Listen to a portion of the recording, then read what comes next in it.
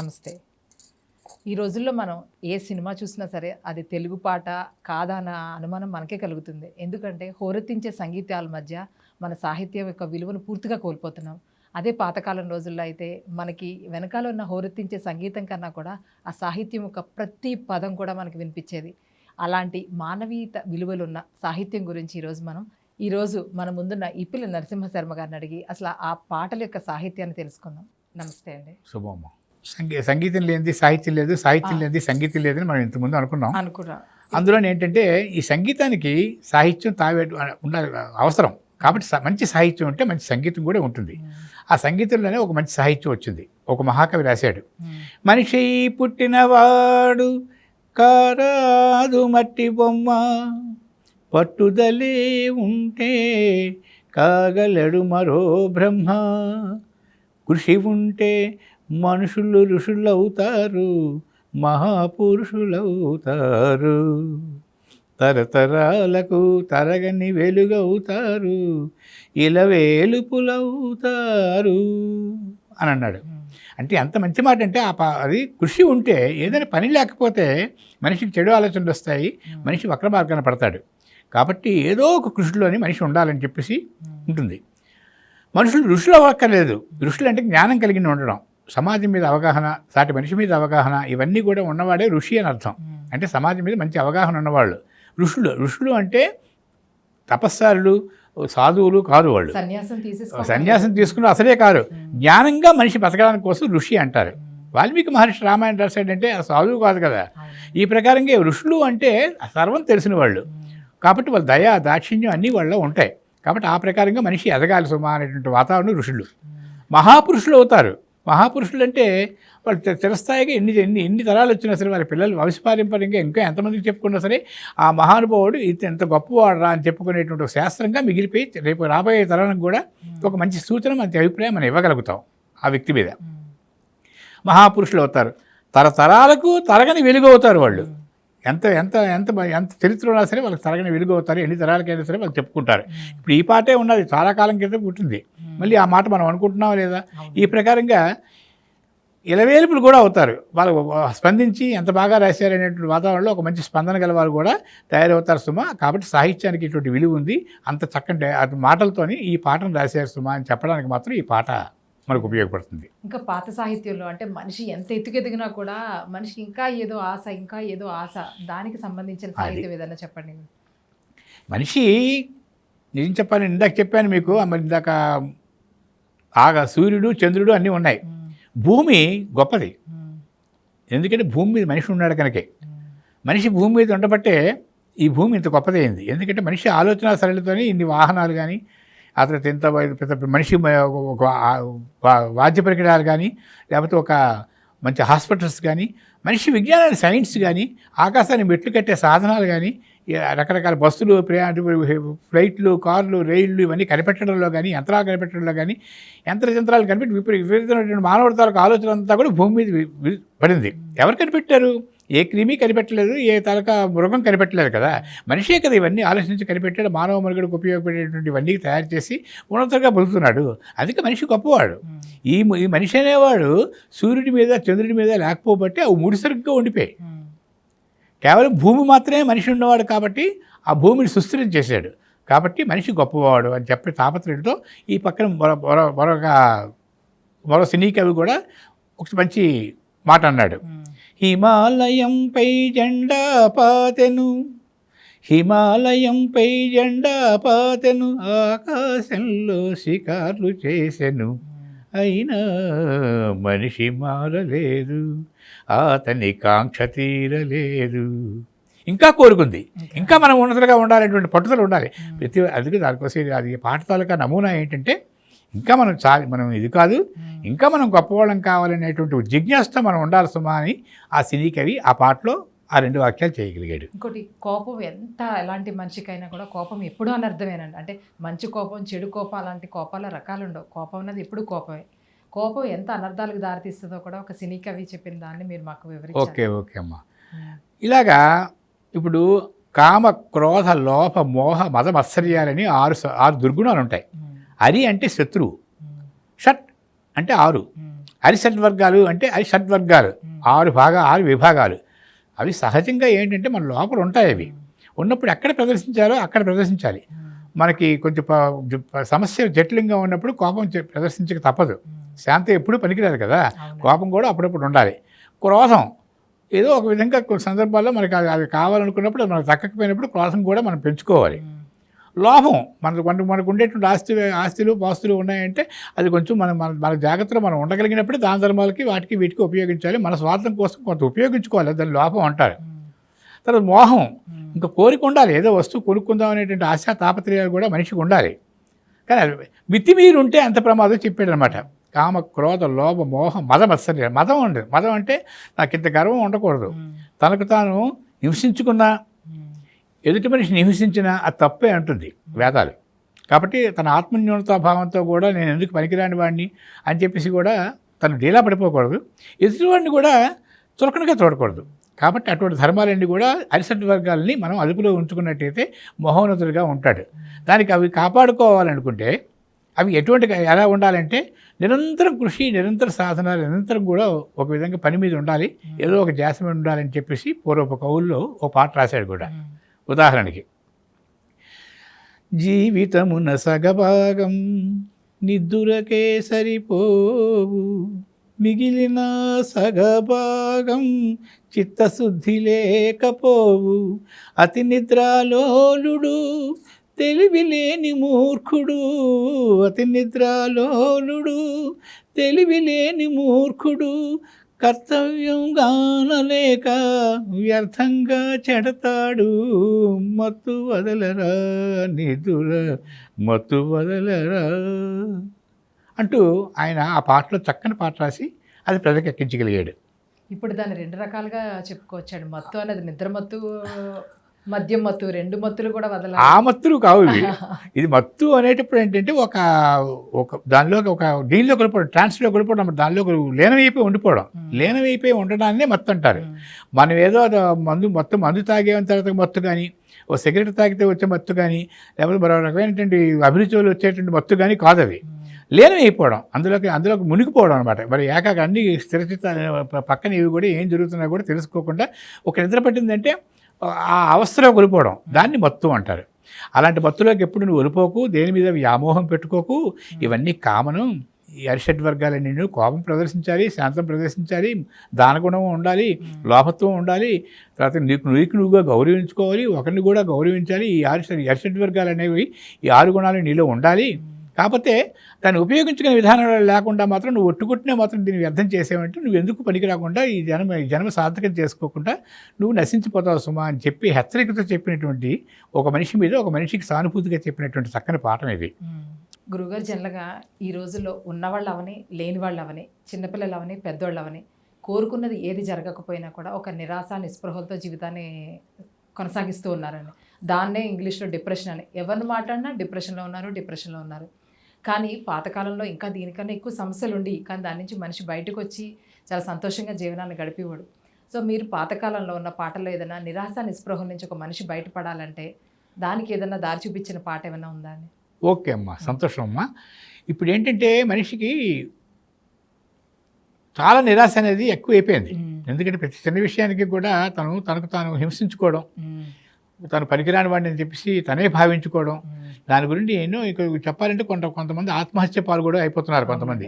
ఆ తర్వాత ఏంటంటే వాళ్ళు ఎందుకు ఉపయోగపడరు వాళ్ళు, ఎందుకంటే తాను ఉన్నతులుగా తీర్చిదిద్దుకోవాలి. కాబట్టి ఒక సలహా చెప్పేటువంటి సాహసం కలిగే ఉండాలి తప్ప తన మనసుకి తన సలహా చెప్పుకోకపోతే తనకు మరి ఉద్ధరించిన వాడు ఎవరు ఉండడు కదా. ఈ ప్రకారంగా మనిషి హీనంగాను, ఒక ఏమీ లేకుండాను, ఒక అనాసక్తంగాను బతకడం అనేది మాత్రం తప్పు. ఆత్మన్యూనతాభావంతో నేను ఎందుకు పనికిరాని వాడిని అని చెప్పేసి, నేనేం చేయలేనని చెప్పేసి నిరాశ నిస్పృహలతో ఉండడం మాత్రం చాలా తప్పు. దానికే ఆ తప్పుకే అలా జీవించకూడదని పూర్వ సినిమాల్లోని కవులు సినిమాలకు సంబంధించింది రాసినా అది ఎన్ని తరాలకైనా ఉపయోగపడే పాటలు అని చెప్పేసి మనం అనుకున్నాం. దానికే ఒక సినీ కవి ఏమన్నాడు తెలుసా, అగాధమౌ జలనిధిలోన ఆణిముత్యమున్నటులే శోకాన మరుగున దాగి సుఖమున్నదిలే. అగాధమౌ జలనిధిలోన ఆణిముత్యమున్నటులే శోకాన మరుగున దాగి సుఖమున్నదిలే. ఏది తనంత తాను నీదరికి రాదు, శోధించి సాధించాలి అది ఏ ధీర గుణం. ఎంత చక్కని మాట అన్నాడు. కాబట్టి మనిషి కృషి చేయాలి అని చెప్పేసి అప్పుడు గీతల్లో చక్కని వాక్యాన్ని ఆయన పెట్టి మనిషికేమో ధైర్యాన్ని ఇచ్చాడు. దేనికైనా అగాధంలో కూడా జలగాధంలో కూడా ఇది ఉన్నట్టు అంటే దానికి ఏంటంటే ఎప్పుడు సమస్య ఎప్పుడు కూడా పరిష్కారం లేని సమస్య ఉండదమ్మా, తప్పనిసరిగా పరిష్కారం ఉంటుంది. సమస్యకు పక్కన ఎక్కడో దగ్గర పరిష్కారం ఉంటుంది. గమ్మత్తు ఏంటంటే ఒక పరిష్కారం కాదు, ఒకటి కాదు, ఒక సమస్య వచ్చిందంటే దానికి 1000 పరిష్కారాలు చుట్టూ ఉంటాయి. అందులో నువ్వు ఎంచుకోవడంలో నిరాశ, నువ్వేమో వెంచుటి అయిపోవు. సమస్య ఉన్నదంటే తప్పనిసరిగా పరిష్కారం ఉంటుంది. పరిష్కారం లేని సమస్య మాత్రం ఉండదని పెద్దవాళ్ళు అంటారు. ఏదో ఒక కోణంలో పరిష్కారం ఎంచుకోవాలి, ఆ పరిష్కారం అన్వేషించాలి, ఓర్చాలి, సహించాలి, బాధపడాలి, తన వ్యక్తిత్వాన్ని కొంచెం ముందుకు నడుపుకోవాలి, బలం పుంజుకోవాలి, అన్నింటినీ కూడా జయించాలి.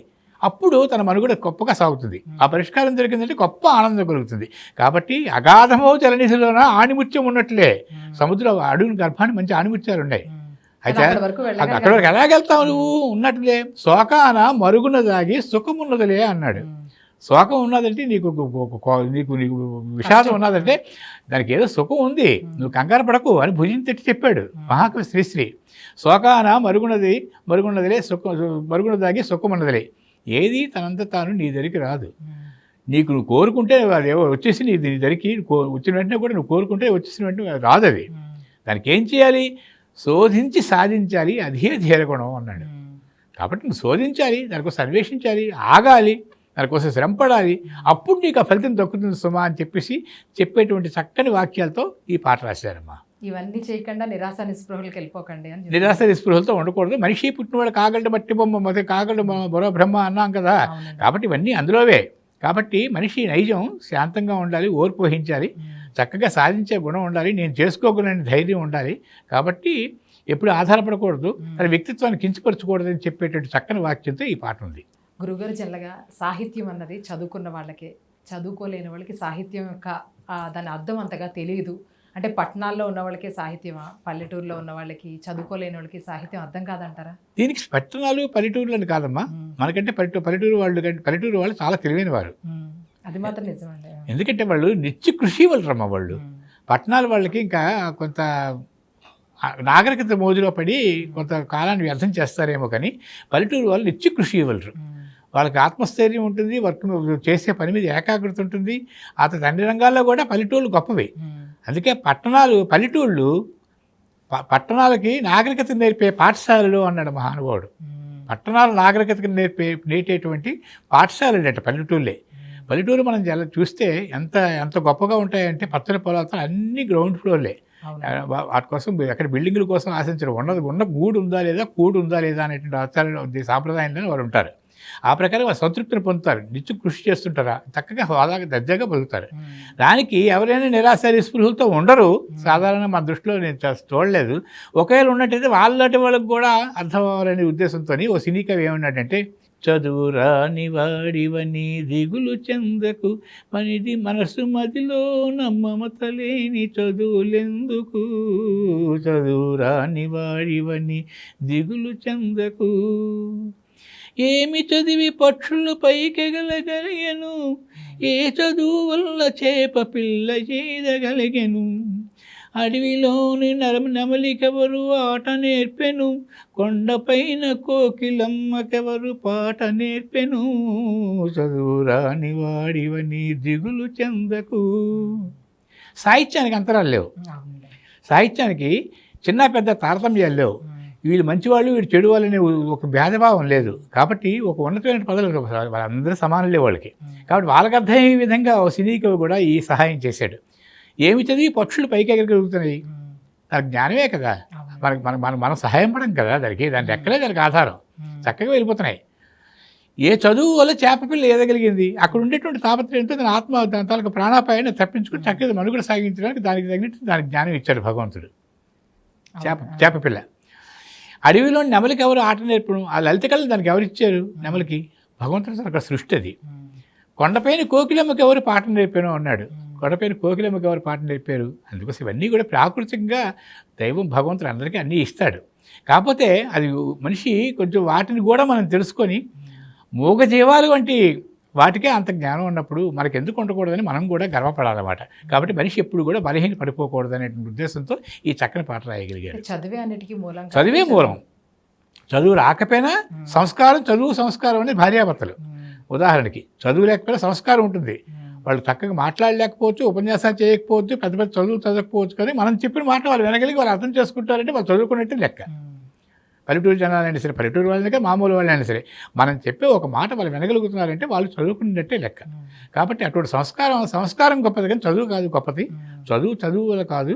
సంస్కారం అంటే చేసే చర్యల మీద ఉండేటువంటి జాగ్రత్తలు తీసుకొని వాళ్ళ జీవనం కొనసాగించడానికి సంస్కారం అంటారు. కాబట్టి వాళ్ళు చక్కగా మోగజీవాలని ఉన్నాయి.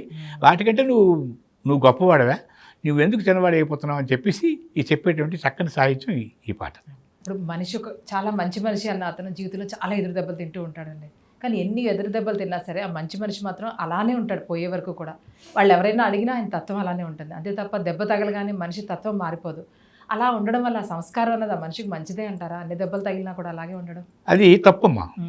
అక్కడ ఇందాకే అనుకున్నాము, ఈ కామక్రోధ లోభ మోహమద ఆశ్చర్యాల్లోని ఏదో ఒకటి ఉపయోగించుకోవాలి. కోపం ఉపయోగించుకోవాలి, తెలివితేటలను ఉపయోగించుకోవాలి. వాడిని ఏమో గసరాలు వాడికి అపాయం కలగకుండా తనకు అపాయం కలగకుండా చూసుకునేటువంటి శక్తిని అప్పుడు కలిగి ఉండాలి. మనిషి అలా అంతా మనం పంచదార నీళ్ళు ఉన్నాయంటే చెంచా పోస్తుంటే తీపి రాదు. అది అక్కడితో ఆగిపోతుంది ఒక దగ్గర. అక్కడ తీపే.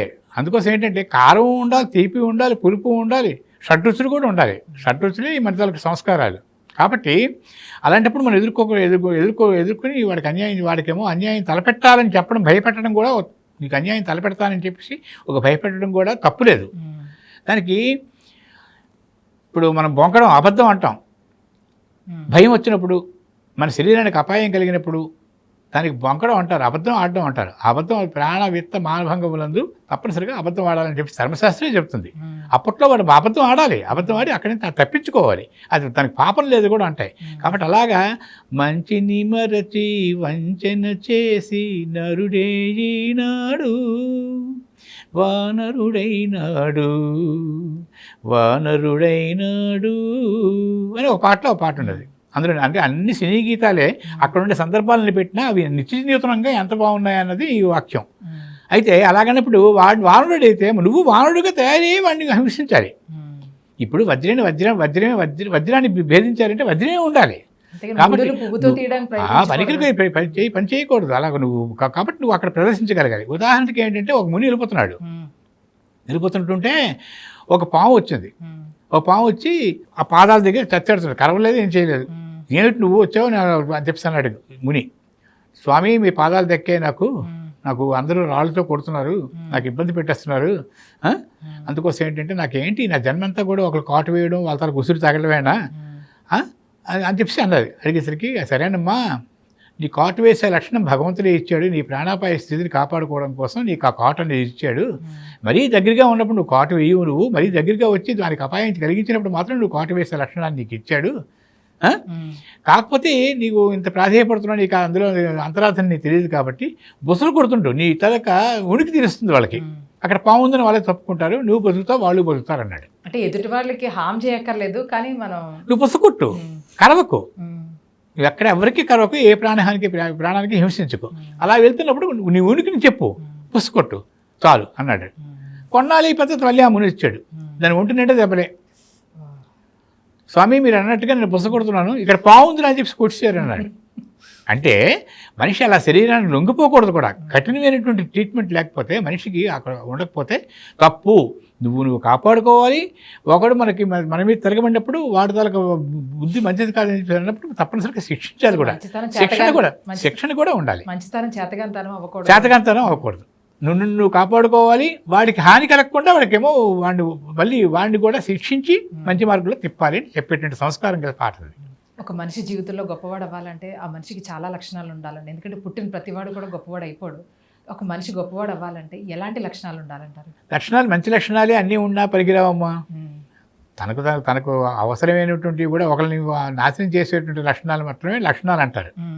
తనకు తను రక్షించుకునేవి కూడా తనకన్నీ కూడా తన జాగ్రత్తలు అంటారు, కానీ లక్షణాలు అంటారు అవి. కాబట్టి అన్నీ మనకి మంచి లక్షణాలే ఉండాలనే శాస్త్రం ఏమీ లేదు. మనిషి ఎప్పుడంటే మనిషి తనకి జీవితం చాలా చిన్నది. ఎందుకంటే ఉడుము ఉండదు 100 ఏండ్లు, పడి ఉండదు పేరు బాము 10 100 ఏండ్లు అని అన్నాడు సుమతి బద్దెనకారుడు. ఉడుము అనేటువంటి ఒక చిన్న ఉంది మృగం, తెలుసు, జంతువు. అది 100 ఏళ్ళు బతుకుతుంది. పడి ఉండదు పేరు బాము 10 100 ఏండ్లు అని 1000 సంవత్సరాలు బతుకుతుంది పాముకి ఎవరైతే ఏమి హాని చేయకపోతే 10 100 ఏండ్లు అని. కాబట్టి ఆ మనిషి బతకడం వేరు, దీర్ఘకాలం బతకడం వేరు. చక్కగా తనకు రక్షించుకోవడం, జాగ్రత్తగా ఉన్నతులుగా ఎదగడం అవి కావాల్సింది. ఎందుకంటే మనిషి జీవితం శాశ్వతం కాదు. అసలు గమ్మత్తు ఏంటంటే, గొప్ప విషయం ఏమిటంటే ఎప్పుడు చచ్చిపోతామో మనకు తెలియదు, కానీ రోగం వస్తే మాత్రం భయపడిపోతాం. గమ్మత్తు ఏంటంటే చావు తప్పదని రోగం వస్తే మాత్రం నేను ఇప్పుడు చచ్చిపోతాం కావాలి, ఇప్పుడు చచ్చిపోతాను, నిమిషం బతుకుతూనే అలాగే మనం చావు కోసం ఆలోచిస్తూనే మనం బతకడం తప్పు. మనం 100 ఏళ్ళు భగవంతుడు మనం 120 సంవత్సరాల ఆయుర్దాయం ఇచ్చాడు, హ్యాపీగా ఉందాము. ఆ చావు విషయం ఇప్పుడు ఎందుకు? మనిషికి చావు తప్పదు, కానీ ఆ చావు విషయం ఇప్పుడు ఎందుకు? చక్కగా హుందాతగా ఉందా, దావని మర్చిపోవాలి. అలా ఉన్నవాడే జ్ఞాని కింద లెక్క. జనరల్గా మనిషి జీవితం అశాశ్వతం ప్రతి ఒక్కరికే తెలుసండి. ఈరోజు కాకపోతే రేపు కాకపోతే ఎల్లుండి ప్రతి మనిషి కూడా ఏదో ఒక రోజు చనిపోవాల్సిందే. కానీ మనిషి అత్యాశకి వెళ్ళిపోయి తన వరకు పర్లేదు, తను తన పిల్లలు తన తర్వాత ఒక 10 తరాల వరకు కూడా ఆలోచిస్తున్నాడు. కానీ మనిషి ఎందుకు ఇది ఆలోచించలేకపోతున్నాడు అంటే ఏదో ఒక రోజు జీవితం క్షణికం, అది అయిపోతుంది, తనతో పాటు ఏమీ తీసుకెళ్ళడానికి కూడా తెలుసు. కానీ ఆ ఊహ ప్రతి నిత్యం మనిషిలో ఎందుకు ఉండట్లేదంటారు? బుడగ వంటి బ్రతుకు ఒక చిటికిలోన చితుకు, బుడగ వంటి బ్రతుకు ఒక చిటికెలోన చితుకు, ఇది శాశ్వతమని నమ్మేవురా. అది చెప్పేసి పాట ఉంది. కాబట్టి ఇది ఎప్పటికీ అయిపోతుంది. దానికి ఏంటంటే మరో కవి కూడా ఇలా రాశాడు, జీవితం క్షణికమని చిచ్చు పొడ్డి చెబుతుంది, జువ్వల్లే ఎగరాలని తారాజువ్వా చెబుతుంది. జీవితం క్షణికమని చిచ్చుబుడ్డి చెబుతుంది, జువ్వల్లే ఎగరాలని తారాజువ్వా చెబుతుంది.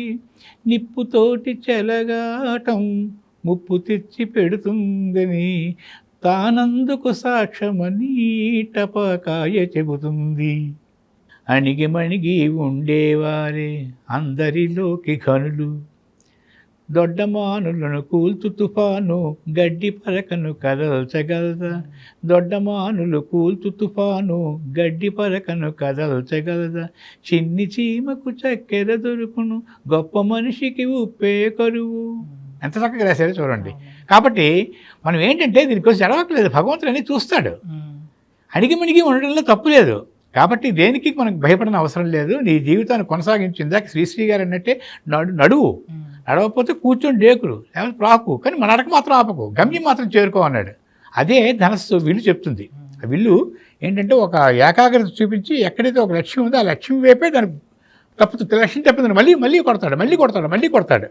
కాబట్టి జీవితం ఎప్పుడు కూడా ఇక్కడతో అయిపోయిందని కానీ నిరాశ నిస్పృహలతో కానీ బతకూడదు అని చెప్పేటువంటి ధర్మశాస్త్రంతో ఈ చక్కని పాటలు ఉంటాయి. కానీ అణిగిమణిగి ఎప్పుడు ఉండాలి అన్నది మనిషి అణిగిమణిగి ఉండాలంటే అది మనం కంట్రోల్ చేసుకోవడం. ఉత్తమే క్షణికే కోపం ఇందాకే చెప్పుకున్నాం కదమ్మా, అది ఒక పుట్టుకతోనే రావాలి, లేకపోతే సాధనతో రావాలి, కొంచెం తగ్గాలి.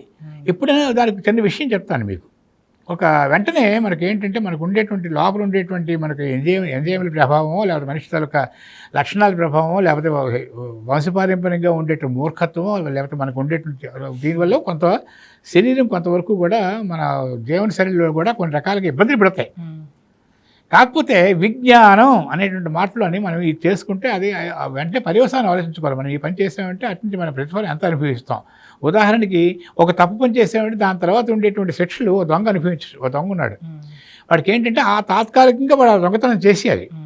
ఆ దొంగతనం చేసిన తర్వాత ఆ తాత్కాలిక 3 క్షణాలు 2 క్షణాలు వాడి దగ్గర డబ్బులు ఉంటాయి, 1 గంట 2 గంటలు, అక్కడి నుంచి వాడి జీవితం అంతా నరకం.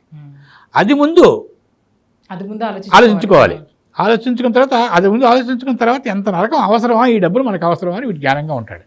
అలాగే ప్రతిదీ బేరీజ్ వేసుకొని మన జీవితాన్ని గడపాలి అని చెప్పడమే దీని తరకు అంతరార్థం. అర్థమైందమ్మా? కాబట్టి మనిషి విజ్ఞానంగా బతకడం, కాబట్టి ఉన్నతంగా బతకడం, మంచి సాహిత్యం చదవడం, మంచి సాంగత్యం చేయడం, ఇంట్లో ఓర్పుగా ఉండడం, యుద్ధానికి గర్వపడకుండా ఉండడం, ఇంట్లోని మన పనులు సక్రమంగా నడిపించుకోవడం, ఒక్క నిమిషం కూడా వ్యర్థం చేయకుండా ఏదో దాని మీద కాన్సన్ట్రేషన్ చేయడం, ఇవన్నీ మంచి లక్షణాలని చెప్పేటువంటి మనిషి జీవితం అప్పుడే ఒక గోల్ చేరుకుంటాడు ఆ మనిషి, స్త్రీ అయినా పురుషులైనా సరే. కాబట్టి ఓర్పు అనేది చాలా అవసరం అని చెప్పేసి చెప్పడమే ఈ సాహిత్యం తాలూకు లక్షణం. మనిషి నిరంతరం కృషి చేస్తే కనుక గొప్పవాడు అవుతాడని మనందరికీ తెలిసిన విషయం. కానీ ఇంకా నిరంతరం కృషి కృషి కృషి, ఆ కృషి ఎంతవరకు వెళ్ళాలి, ఎక్కడ ఆగాలి? అంటే మనిషికి దానిలో జీవితంలో సంతోషం కూడా కావాలండి. ఆ కృషితో పాటు సంతోషం ఉండాలా, లేకపోతే కృషిని కొంతసేపు పక్కన పెట్టి జీవితంలో సంతోషం అనుభవించాలా?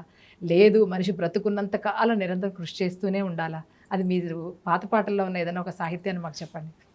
నడువు, నడవలేకపోతే ప్రాకు, ప్రాకలేకపోతే డేక్కుంటూ వెళ్ళు, గమ్యం మాత్రం ఆపకన్నాడు మహాకవి శ్రీశ్రీ. కాబట్టి వెళ్ళిపోతుండాలి. దానికే పాటలో కూడా పెట్టాడు, సాధించిన దానికి సంతృప్తిని పొంది, సాధించిన దానికి సంతృప్తిని పొంది, అదే విజయం అనుకుంటే పొరపాటోయి. సరే, కాబట్టి ఆ పాటలోని ఆ విధమైన సాహిత్యం ఏంటంటే అలా ముందుకు దూసుకుపోతుండే, మూసుకుపోయే తత్వం మనిషిలో ఉండకూడదు, దూసుకుపోయే తత్వం ఉండాలి. దానికి 3 ఉన్నాయి. వెనక్కి చెడు చూడకూడదు. వర్తమానానికి భూతకాలం, వర్తమాన కాలం, భవిష్యత్తు కాలం. భవిష్యత్తు గురించి ఆశ పెట్టుకోకు, నువ్వు జరుగుతుంది ఊహించింది జరగదు. అక్కడ ఊహించింది జరుగుతుంది నువ్వు ఎందుకు అనుకుంటావు? ఇంకో మరోలా జరుగుతుంది అది. కాబట్టి భవిష్యత్తులో ఊహించుకుంటావు, దాన్ని భయపడిపోతుంటావు. అది తప్పు. జరిగిపోయింది, అది అయిపోయింది, గతం అయిపోయిన తర్వాత మళ్ళీ దాన్ని తలుచుకుని మళ్ళీ వర్తమానాన్ని పాడు చేసుకోవడం ఎందుకు? వర్తమానంలోనే నువ్వు బతుకు, వర్తమానంలోనే ఎలాగ రోజుకి 12 గంటలు ఆ వర్తమానంలోనే నీ జీవన విధానం ఎలాగైతే ఉన్నతంగా తీర్చిదిద్దుకుంటావు దానిలోనే వెళ్ళి తప్ప అవతల భవిష్యత్తు గురించి ఆలోచించకు, దీనికి ఫలితం కూడా ఆలోచించకు, గడిచిపోయిన దానికి చింతించకు, వర్తమానంలో వెళ్ళిపోతుండు అన్నాడు. దానికే సాధించిన దానికి సంతృప్తిని పొంది అదే విజయం అనుకుంటే పొరపాటు అయ్యే అన్నాడు. దూసుకుపోయే తత్వం ఉండాలి తప్ప మనిషి మూసుకుపోయే తత్వం ఉండకూడదు అని చెప్పాడు. కాబట్టి మీరు అన్నదానికి వెళ్తుండాలి, అలసట రాదు, వెళ్తుండాలి, జీవనం గమనం అలా కొనసాగుతూనే ఉండాలి, అప్పుడే వాడు మహోన్నతుడు అవుతాడు. అంతేగాని కొంత సాధించేసాక రెస్ట్ తీసుకుని అచ్చా ఏమిటి సాధించాడు? ఇంక బోర్డు సముద్ర పోటున ఒక చిన్న విషయం ఏంటంటే మీకు ఒక చిన్న ఉదాహరణ చెప్తాను. తాబేలుకి ఏంటంటే జన్మ ఉండదు సాధారణంగా, చాలా కష్టం. ఆ తాబేలు ఏం చేస్తుందంటే గొప్ప జ్ఞానం కలదమ్మా. అయితే సముద్రపు కెరటం, ఒక పెద్ద కెరటం వస్తుంది. ఆ పెద్ద కెరటం ఎప్పుడు వస్తుందో దానికి 15 రోజుల ముందు తెలిసిపోతుంది, 16 రోజుల ముందు తెలిసిపోతుంది దానికి. ఆ సముద్ర పొడ్డునే గుడ్లు పెడుతుంది. వస్తే అప్పుడు ఆ సముద్రపు కెరటం వచ్చిన తర్వాత ఆ 16 రోజులు ఆ కెరటం రాదు, ఆ గుడ్లు క్షేమంగా ఉంటాయి. 16 రోజులు అయిన తర్వాత పెద్ద కెరటం వస్తుంది, పిల్లలు ఎప్పుడు తయారైపోతాయి, సముద్రంలో తీసుకెళ్తుంది. ఎంత తెలివైందో ఆలోచించుకోండి, దానికి ఎవరు నేర్పారు అది? కాబట్టి వేచి చూడడంలో తప్పులేదు. వెంటనే మనకు పని అయిపోదు, ఉదయం చేసిన పని సాయంకాలంగా మన ఫలితం వచ్చేయాలంటే కాదు. మన్నాడు వస్తుంది, ఆ మన్నాడు వస్తుంది, ఫలితం మాత్రం రాకుండా పోదు. ఇక గడిచిపోయిన కాలానికి నువ్వు వ్యర్థంగా ఉండకూడదు. ఈ ప్రకారంగా మనుగడ సాగించిన వాడు మహోన్నతుడు అవుతాడు. ఒక మనిషి జీవితంలో కనుక ఉన్నత స్థానాలు చేరాలి అంటే కనుక దానిలో చాలా కృషి ఉంటుంది, అలసట ఉంటుంది, నిరాశ ఉంటుంది, కోపం ఉంటుంది, అన్నీ ఉంటాయండి. కానీ ఇంక మనిషి నిరంతరం అలా శ్రమించి ఆ పైకి వెళ్ళడానికి అలా ప్రయత్నిస్తూనే ఉండాలా? లేదు అంటే కనుక అంటే ఇక్కడతో చాలు, ఇంకా ఇంకా ఇంకా ఇంకా పైకి వెళ్ళాలా? ఎలా మనిషికి? దానికి ఓ సినీ కవి చక్కని వాక్యం రాశాడమ్మా ఆ పాటలోని. వెలుగుతున్న సూర్యుణ్ణి మబ్బు మూయును, వెలుగుతున్న సూర్యుణ్ణి మబ్బు మూయను, మనిషి తెలివి అనే సూర్యుణ్ణి కోపం మూయును, గాలి వీచ మబ్బు తెరలు తొలగిపోవులే, గాలి వీచ మబ్బు తెరలు తొలగిపోవులే, మాట కలుపుకున్న మౌనమే మాయమగునులే. ఎంత చక్కని వాక్యం అంటే, ఇప్పుడున్న భార్యాభర్తలు కూడా భార్యాభర్తల్లోనే ఒకళ్ళు కోపగించుకుంటే అలా కలకాలం అలా పెంచుకుంటూ వెళ్ళిపోతే వాళ్ళు అలాగ ఏంటంటే వాళ్ళు ఎంతవరకు వెళ్ళిపోతుందో అంత పీక్ వెళ్ళిపోతుంది. వెళ్ళిపోయిన తర్వాత అది మంచి పని కాదు అది. కాబట్టి ఉత్తమే క్షణికే కోపం, మధ్యమే ఘటికాద్వయం, అధమేస్తే అహోరాత్రే, పాపిష్టే మరణాంతకం ఉంటుంది సంస్కృతంలో శ్లోకం. ఉత్తముడు అనిపించుకోవాలంటే, మన సత్యుడు అనిపించుకోవాలంటే మన తాలూకు మనకు విజ్ఞాని ఖని మనిషి. కాబట్టి ఆ విజ్ఞాని ఖని మనం ఉపయోగించుకోవాలంటే ఉత్తమం. క్షణికే కోపం, ఒక క్షణం వస్తుంది, సరిలే అనేస్తారు, అక్కడితో వదిలేయాలి అది. మధ్యమే ఘటికాద్వయం, ఇంకా కొంచెం క్రోధం కలవాడు ఏంటంటే 2 గడియలు, గడి అంటే 2.5 గంటలు, 2 గడియలు, ఘటికాద్వయం 2 గడియలు ఉంటుందట. మధ్యముడికి. అంటే ఉదయం 9 గంటలకు కోపం వచ్చిందంటే 1 గంట వరకు అలా కొనసాగుతుంది. అది మధ్యముడు. అహమేస్తే అహోరాత్రం. ఇగో ఉన్న వాళ్ళకి అహమేస్తే అహోరాత్రం, ఒక పగలు ఒక రాత్రి. అహం అంటే ఉదయం రాత్రి, అహం అంటే ఇగో కాదా? అది కాదు, అహోరాత్రం. అహోరాత్రం. ఒక రాత్రి ఒక పగలు ఉంటుందట అధమేస్తే, అధముడికి. అంటే కొంచెం లక్షణాలు బాగులేని వాడికి. పాపిష్టే మరణాంతకం, వాడు పనికిరాడు. వాడు జీవితాంతం ఎప్పుడో 15 సంవత్సరాల తర్వాత తగ్గు కూడా తీసుకొచ్చి నువ్వు అలాగన్నావు కాబట్టి నీ కూతురు పెట్టుకు నేను రానంటాడు. ఉదాహరణకి అంత దీనిగా ఉండకూడదు. క్షణకాలంలోనే అన్నిటి కూడా మర్చిపోవాలి, వర్తమాన కాలంలో బతకాలనే ఉద్దేశంతో ఉన్నాడు. అయితే ఎలాగన్నాడు? అప్పుడే నువ్వు సాధించగలుగుతావు. అవి సాధించే వాళ్ళు ఉన్నారు. ఎలా సాధించే వాళ్ళు ఉన్నారంటే, చంద్రలోకమైన దేవేంద్రలోకమైన, చంద్రలోకమైన దేవేంద్రలోకమైన, బొందితో జయించి మరల భువికి తిరిగి రాగలిగే మానవుడే మహనీయుడు. సృష్టికి ప్రతి సృష్టి చేయు విశ్వామిత్రుడు నరుడే, సృష్టికి ప్రతి సృష్టి చేయు విశ్వామిత్రుడు నరుడే, జీవకోటి సర్వములో శ్రేష్టతముడు మానవుడే, మానవుడే మహనీయుడు. ఎంత చక్కని పాట. దాన్ని మనం అన్వయించుకోవాలి. ఈ ప్రకారంగా మనిషిని అంత బలపరిచి కోపం ఉండకూడదు, మనిషి విజ్ఞానంగా బ్రతకాలని చెప్పేటువంటి చక్కని సంస్కారం గల పాట ఇది. అంటే మనిషి అనుకుంటే చంద్రమండలానికి ఏంటి, ఎక్కడికైనా ఆల్రెడీ వెళ్తున్నారు కూడా. అలా వెళ్తున్నారు. ఆ పట్టుదల, ఆ కృషి మనిషిలో, అంటే ఈ ఒక్కటే కాపాడాలి. కోపం అనేది ఉండకూడదు, తన మీద తనకి అసహ్యం అనిపించకూడదు, ఎక్కడ అలసట పొందే నుంచి పనిపించుకోకూడదు, నిరాశ నిస్పృహలు ఉంటున్నవాడు ఎంత ఏదైనా చేయిస్తాడని చెప్పడానికి ఈ పాట ఉపయోగపడింది.